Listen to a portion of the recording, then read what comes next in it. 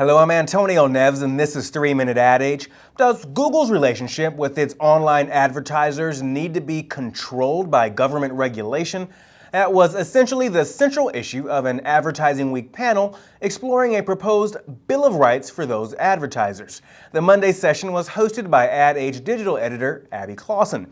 Among the 5 panelists was Benjamin Edelman, the Harvard professor who wrote the proposal that has been widely distributed by Advertising Week's organizers. Edelman has previously generated global headlines with his detailed reports on Google's advertiser-related practices. I think many of the most puzzling and most troubling restrictions are restrictions that are only possible due to market power.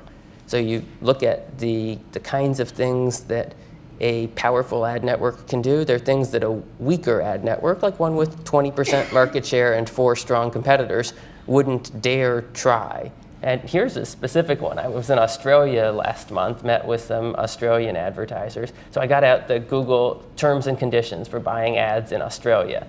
It's interesting. They say if you have a complaint with us, you'll need to send us a letter, and you should send that letter to us in Dublin, Ireland, actually. And please put it in an envelope and send it certified mail. That's the only acceptable way to send your complaint if it's a real serious complaint. When we reply, we'll send you an email. And our email is effective as soon as we send it. By the way, your letter is deemed received 14 days after you send it. You say, what is this? It's the most manifestly unfair, just facially unfair, where the one guy has to go to the post office, figure out what a certified mailing to Dublin costs, and then wait 14 days. And the other guy, all he has to do is send an email. That's the kind of thing that you can do if you have 90+% market share in an important market. And you couldn't get away with that if you had 20% What do you market think? share.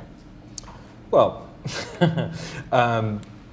I'm kind of curious about the nature of monopolies generally, and I wonder if the method by which a monopoly came into being actually is significant in terms of what one needs to do about monopolies once they exist, however they occurred.